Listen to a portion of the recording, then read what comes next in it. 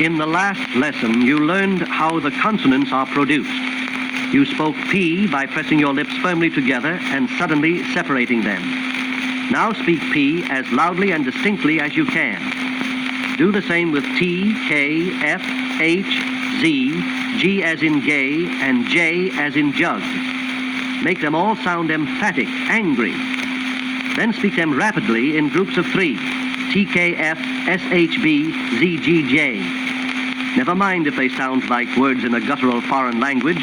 Your purpose is to articulate the consonant sounds distinctly. They are weak sounds at best, and many of us have the bad habit of letting the consonants slide out lazily. The consonants have little carrying power. If you want to speak in public, you must learn to exaggerate the distinctness of your consonants. If you do not, you will not be heard and understood by the people in the back of your audience. Follow this rule to make your consonants heard more clearly. Make a firm contact of the articulating organs and a quick release. In other words, explode your P's, T's, D's, and so on. Many have the very bad habit of failing to speak the final consonant at all. Do you say comin' for coming? Do you say insist for insist? Dr. Robinson gives you an exercise to correct this fault. Here it is. Repeat these words as often as possible. Speak them aloud and exaggerate the clearness of the final T, D, G, K, and so on. Sweep, cook stove, bath, bathe, eggs, orb, tide, pocket, dance, prohibit, month, act, thinking. Do you sometimes say, all right, or all right? Ever say slept or slept? Then drill yourself on pairs of words, exploding the consonants until you feel sure that they could be heard distinctly 50 feet away. For example, say kept, not kept. Say exactly, not exactly. Say months, not months. Say what, not what. Say asked, not asked. Say judge, not judge. Say recognize, not recognize. When you were a child, you had fun trying to repeat tongue twisters without making a mistake.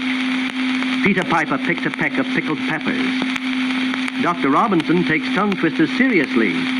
He thinks they are fine exercises for getting control of your consonants and training them. Tongue twisters will sharpen your articulation and sharpen your ears. Practice the following tongue twisters until you can speak them rapidly without a slip. Theophilus Thistle, the thistle sifter, sifted a sieve of unsifted thistles. If Theophilus Thistle, the thistle sifter, sifted a sieve of unsifted thistles, where is the sieve of sifted thistles Theophilus Thistle, the thistle sifter, sifted? Here's one to train your B sound. A big black bug bit a big black bear, made the big black bear bleed. You big black blackguard, said the big black bear to the big black bug. If you have a tendency to lisp, correct it with these. The shivering shepherd's 66th sheep's sick. She sells seashells by the seashore. Try to find a tongue twister to train each one of your consonants.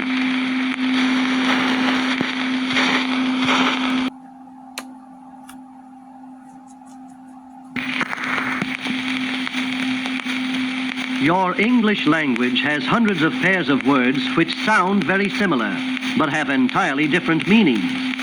For instance, you speak with veracity. You tell the truth. But you eat with voracity. You gobble your food. You see gorillas in the circus. You read how the Greek gorillas fight in the mountains. You see lightning flash. You say the sky is lightening. It takes alertness and a sensitive ear to make sure you are using these twin-like words correctly. Look up the lists of these words in handbooks on pronunciation and practice them. Here are a few more sample ear puzzlers. Censure, blame, and censor, a fault-finding official. Salary, your pay, and celery, a vegetable. Counsel, an advisory board, and counsel, a lawyer. Emigration, leaving a country, and immigration, entering a country.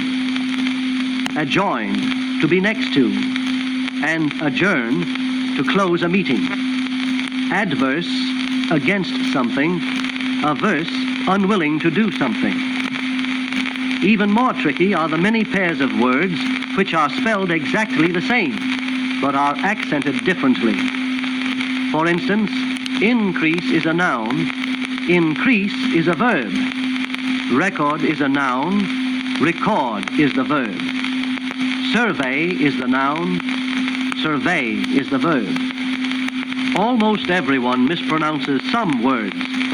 We can be forgiven for failing on the unusual ones, but it marks you as a careless or uneducated person if you slip continually on the everyday words that are constantly used. Begin with them and gradually extend your conquest. If you are interested and persistent, you can have the good pronunciation of a competent public speaker. Listen to the best radio announcers and commentators. They have a high standard of pronunciation and are required to live up to it. A good way to give yourself practice in pronunciation is to combine it with practice in speaking your vowels correctly. Take this list of fairly hard words and pronounce them slowly, syllable by syllable. Give the full values to your vowels and bring out your consonants distinctly. Even exaggerate them a little.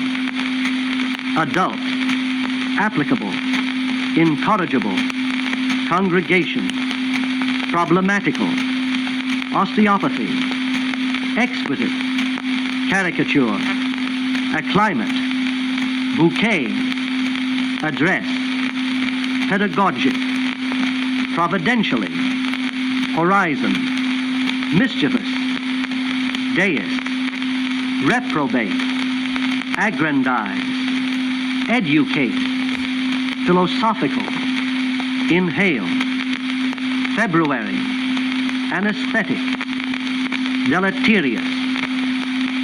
And in connection with your pronunciation practice, always look up the pronunciation of any doubtful new words you meet with.